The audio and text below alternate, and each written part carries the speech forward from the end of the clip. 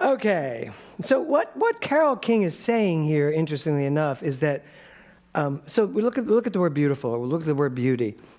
What she's saying here is that beauty is a knowing. And knowing causes us to feel a certain way. You all good with that? Yeah. So this thing called beauty is that thing inside of you that knows. You know when you see something beautiful, right? Right. And that knowing causes the feeling. That's how this works. The feeling doesn't cause the knowing. The knowing's there, and then the feeling happens. Now, sometimes, what we call secondary causation, you know something, and then you feel something, and that feeling, as it expands, turns back into a knowing. But it all starts from a knowing. So, my question to you this morning is, what do you know? What do you know? I want you to think about this for a second. What do you know in your life? What are you absolutely certain that you know? You know your age? Anybody trying to avoid that one? What do you know? Because frankly, what we don't really get fully is that what we are knowing is creating our life. What we know creates our life. It creates the beauty in our life. It creates the turmoil in our life. Whatever we know sets the stage for how life unfolds itself. Do you remember the commercial? I think it was Capital. Capital One. What's in your wallet? Everybody remember that one? What's in your wallet? Well, my talk today is kind of about that. It's like, what's in your mind? What's in your wallet? When the commercial's about the credit card being a powerful asset for you, being a powerful tool to give you whatever you want. You can spend, you can buy what you want, you can get what you want out of life. It's like, what's in your wallet? But my question really is, what's in your mind? What are you, bless you, what are you spending from? But that's actually not the title of my talk. The title of my talk is, what's in your mirror? What's in your mirror, Ro? When you look in the mirror, who do you see? What do you see? Do you see issues? Do you see aging? Do you see things you don't like? What do you see when you look in the mirror? And even more than what, I'd say, who do you see? Who do you see? I'd like this idea of elevate today to take elevate and elevate your estimation of yourself. Could you do that, do you think? Do you think you could get a higher estimation of who you are? Do you think you could go higher in who you think of yourself as?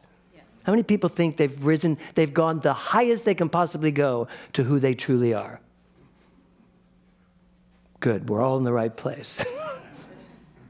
So that's what I want us to really contemplate today. This idea of, and it comes from beauty. It comes from the idea of beautiful. So when I say, what's in your mirror, are you able to look in your mirror and see that beautiful, loving, smart, successful, thriving, creative person that is staring back at you? Or do you sometimes get caught up in the relative facts and you're literally taken out of your soul and into this world of form? So much going on in our world today takes our energy to it, pulls it that way. And it's energy itself. So energy is always pulling it to wherever it's going. But you are the energy of the universe. So it's your job to pull everything towards you, and you are, that you want to pull towards you. And it all starts with, what do you know? What are you willing to know? Are you willing to know that you are God? That you are this infinite field, this infinite quantum field of perfect love? Are you willing to know that? Are you willing to look in the mirror, even on a bad day? Anybody have a bad day in the mirror? The funniest thing happened recently. I was walking the neighborhood. I got up late, and I thought, oh, I'll walk the dogs. And I threw on an interesting outfit. But my hair, I hadn't looked in the mirror. And I didn't realize that my hair, because I'm growing it, my hair was like all over the place. So I'm walking the dogs, and my neighbor at the end of the block, who I barely know, she was coming out to get her paper, and she went, "I love your hair." And I was like, "Oh, thank you." Still thinking I had the same hair I had yesterday, which of course I had blow dried and made it look great. And so then I got home and I looked in the mirror and went, "Oh my God, I walked the neighborhood like this." And someone complimented me. Or was she being sarcastic? Really? And then I was like, oh my God, you have just wasted like 5 minutes of your life thinking about your hair. Anybody do that? 5 minutes of your life thinking about that wrinkle that suddenly showed, or my knee wrinkles, which by the way have kind of gone away. I think I've talked myself out of them. We get so caught up in, I promised I'd never talk about my knee wrinkles again. There was a guy at the gym the other day, though, who was in his 20s, who had knee wrinkles. I was so excited. I was like, oh my God, it's not an age thing. It's a genetic thing, maybe. Maybe I never even noticed I had them. Anyway, this talk is about getting rid of all that crap. What is in your mirror? That's what I'm talking about today. So I want to go to a quote from Ernest Holmes. He says, "We do not see beauty." I have never seen this. I've read that textbook. I have read that book 1,000 times from front to back. I have in the last 25 years, not 1,000 times, but I bet I've read it at least 100 times, back to front to back. I don't remember ever seeing "we do not see beauty." We don't. You don't see beauty. So when you're looking in the mirror, you're not seeing that true image. What you're seeing is your already established premise of what you are looking at. And you're judging it based on all the things that came before. So here's the second part of that quote. We feel beauty. And the result of this feeling is what we call beautiful. So, it's not what you see, it's what you feel. And that's what Carole King wrote here. She had these great quotes about, everything about you is a result of your feelings. Do you know that? And in the song, she talks about maybe it's love. Maybe love is the only thing that's going to get us out of this mess. And she says, and maybe not, but it's going to be good to try. Well, I would say, Carole, not you, Carole King. To Carole, it is love. That is what's going to get us out of this, as she calls, mess. So everything about you is a result of your feelings, which is a result of what you know. The people that can see beauty everywhere because they know that beauty is everywhere. So they find it. That's what they know.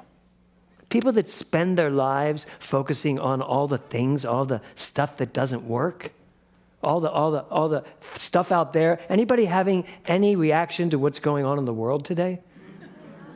We all are, in one way or another. And how are we going to react to it? From what we know. And really, what I was reacting to yesterday in Ralph's was what someone was knowing in a hall, in an aisle that I was passing by, was knowing that this world is doomed and there's nothing we can do about it. And I was like, but then I said to myself, you arrived here at this exact moment to hear him say that. You are equal to having heard that. That's what we teach, isn't it? It's not just happenstance. Things don't just happen by accident. There is a tapestry of life that weaves everything together. And I was like, this was a teachable moment. Not for him. He's unteachable. Not for him. He's not at all. But I am teachable. And it was like, no, that's how he feels right now. And probably it's part of what he knows. If I know that the universe is heading for disaster, I'm going to see it everywhere. If instead I believe that the universe will always, always rise and elevate itself to the highest consciousness. No matter what it looks like, I will see that everywhere. That's the problem with our political system. Everybody's picking sides. Nobody's just coming to the middle and saying, it's good, let's make this even better. Regardless. So, what do you know about the person you see every day in the mirror? I'd like to suggest this week that you use that mirror to investigate. Not how many lines you have at this point in your life, not whether your hairline's receding, mine is not, not if you're gray or whatever's going on,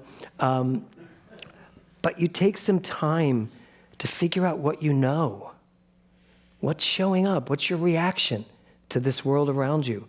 And the mirror being a great reflection, know that what you are looking at is really your memory. And if you're willing to say, this is my memory of who I look like, investigate.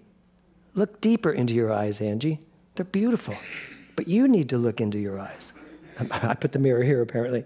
You need to be willing to look at yourself. And those people that say to me, I can never look in the mirror, it always makes me, it freaks me out, I hate what I see. That's a huge problem, guys. Remember that movie, Fried Green Tomatoes? When all the women showed up in that room and all got naked and looked at themselves? I remember watching that and thinking to myself, and there was a couple of the women that were like freaked out. It was like, I'm not doing this. I get it. I totally get that. But I think it's time for us to look at our naked selves, to look at who we are, stripped of everything that we've put upon us to create the facade of who we are. Who are you really at the bottom of this? And so for me, that's the whole idea of elevate. Today, I'd like you to really consider elevating your opinion of yourself. Elevating all the good that you are, regardless of the things that could prove to the opposite. Because we all got them. We all have things that could prove we've screwed up. Anybody here not screw up once in their life? Ray? Good for you, Ray. Just kidding. No, because we're all living this life. It's just that we have to be okay with what's going on. I mean, that's the big one for me, being okay with what's going on. So just last night, there was someone over our house for dinner, and Kevin has no idea what I was going to talk about today or what this whole theme was for today. This is a young actor that's in his show, and he said, oh my God, I have to show you a picture of what James used to look like. And at first it didn't hit me. I was like, oh, what picture are you going to show him? So he showed him this picture, which I almost put up here and then decided against, which was a picture of me totally bare-chested doing the role of Candide. And I was like, it was amazing to look at, much like today. And the guy was like, oh my God, this was you. And he turned and looked at me and went, you really don't look that much different. And Kevin laughed. And I said to him, I said, Kevin, I said, this is from someone who doesn't know me. I said, but you have an image of who I was, and now, this is who I am. And Kevin is the most supportive, loving. I will be that, I think I was 32 when he met me. I will be that 32-year-old in his mind. That's all he sees when he sees me. That's how he sees me. He really does. So what I got was that he wasn't comparing that to now. He was saying, no, that's all I'm ever going to see. And when I went to bed last night and I was laying there, I was thinking about this whole talk and what I wanted to bring up today of how we need to elevate not just our consciousness, but elevate our opinions of ourselves. Elevate who we really, truly are in this world. He had already fallen asleep. I was just laying there and I just looked at him and I just thought, if we experience in our life what we are equal to, I must be the richest person in the world. I must, as Julie Andrews sang in The Sound of Music, just to get a little Broadway in here, I must have done something good.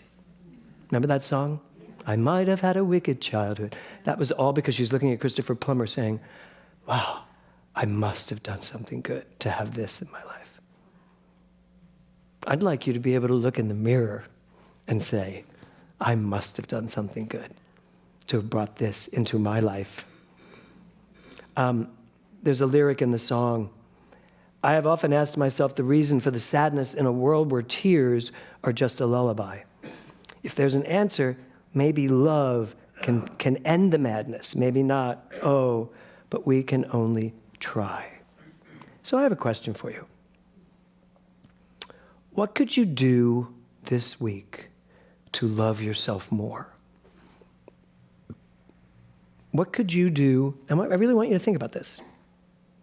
What could you do this week to love yourself more? Aaron, what comes to your mind? Exercise, okay. Lisa? Meditate. Okay. Marilyn? Better sleep. Sleep better. Anybody who would that? More hours of sleep. Great. Okay. Stan, what could you do to love yourself more? Get out in nature. Get out in nature. Okay, I love that. Sonny? Love even more every second. Love, I love that. To love even more every second, to be paying attention of everything you get. Jill? To go out in the world and smile. How many of you could use some more, smile more? I know it creates laugh lines, but smiling is still important. I have a movie that I wrote. It was called Becoming Margot. Sally Field almost shot it, and this was back in my writing days. And one of the lines in the movie, the woman, the star of the movie, looks in the mirror and says, "They call these laugh lines. I would love to know what the hell I've been laughing at this whole time." It's true, though. But I think we need to not be afraid of the laugh lines, right, Tiffany? Yep. Just laugh. Let me hear your laugh. You want to hear Liza's laugh? Oh, that's you're absolute. Go ahead, do it. No. Oh, Come on, they all want to hear your laugh. yes. Stand up. Just laugh out loud. Just laugh. See, it's a great laugh. You have the kind of laugh that if I was in 2 restaurants down the street, I'd know, especially if you were outside. I thought of that. We had dinner the other night, and we were sitting outside, and there was a women's group having a meeting right next to us, and you didn't even see this because I was facing them more than you were. And I said something, and Liza did that laugh. 20 women stopped and looked. Yeah. So laugh more. So whatever it is, I'm asking you to really decide. What can you do this week to love yourself even more? E.E. Cummings says this, the hardest challenge is to be yourself in a world where everyone is trying to make you be somebody else. So this week, as we go through this week, as you elevate your estimation of who you are, do a little research, do a little investigation, find out who you are, what you really love to do, what really excites you. Find out and then do it. Be willing to do it. And be willing to break the mold. Some of you are a little moldy. You've created a mold and you're sticking to it. Get rid of it. Break the mold. It's time for us all to come out of the closet from these old paradigms of who we think we're supposed to be. It's time for us to create brand new versions of ourselves. Not that there's anything wrong with who I have been. I love so much of who I have been. But I am ready to do different things, to do new, exciting things that I've never done before. I don't know what, now I could do what's that song, Confidence from Sound of Music? We're just doing a Sound of Music day. When she sings that, I have confidence in sunshine. And it's all about, I want to just do the things that I've never done before. Who would like to do that this week? And Glenda, you're good with this? I thought you were like, Okay. Thich Nhat Hanh, is that not the most beautiful face? Isn't it? And the hat, just adorable. That person's now like 75 years old. And probably going back and saying, I was such a beautiful baby. To be beautiful means to be yourself. You don't need to be accepted by others. You need to accept yourself. Elevating your consciousness, taking your mind and elevating your consciousness to a higher opinion of yourself. Now, this is not about ego. I mean, here's the truth. If we actually did remember who we were, if we really remembered that, really knew that, our estimation would be so high, our ego would not even come into play. We would just be operating from that place. The problem is we let other people tell us. And there are people in this world who are uncomfortable with strong, successful, vibrant people. And that's not because they want to be mean to you. It's because they don't know who they are. And I think it's really important for us to remember that. Not just to remember who I am, but to remember, Kevin says this all the time as a joke, but it's true. Remember who they are. Remember that every person you see is an expression of God. Every person you see may not be acting that way, but that's who they are. And you know the people in your life that you still hold grudges with or have feelings about that are less than loving. I'm not saying you shouldn't have opinions. I am saying you shouldn't have judgments. And it's time for this country, this individual country called the United States of America. How ironic. It's called the United States of America. It's time for us to take our consciousness into this season from a non-judgmental place of knowing that everyone has the right to be their greatest self. So, as you go through this week, here's your homework. Do not pass one mirror that you don't look into. Even if it's at a mall. Who cares if everyone thinks you're being, whatever. What's that called? Vain. Who's vain in this room? Okay, you are the two. They raised their hands so fast. Good for you. I am vain. Yeah, Lisa's vain. I know that's hard to believe, but I am. Because you know what? I actually do love myself. And I will tell you this week, as I followed this directive of elevating my mind to my highest ideals, I came face to face with how much I actually do love myself. And I came face to face with things that were not supporting that truth in me, where I was not behaving in a way that was loving myself. So I have gotten more sleep this week. I have meditated more this week. I've been out in nature more this week. All the things you said. The only thing I didn't do this week that I promised myself I would do was go bowling. And I will figure that out. I love bowling. Who else?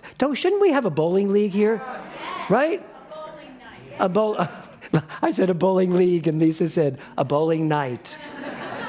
We'll start with a night, and then see who would go on a bowling night. I know, right? We will figure that out. There you go. Marilyn, bowling night. Jill, Marilyn, bowling night. Perfect. Okay. So I want to conclude this way. I want you to take a deep breath. Close your eyes. Now I want you to imagine, Peggy, close your eyes. Imagine you are looking in a mirror. What do you see? Now see if you can see past what you see. See if you can look deep into your eyes.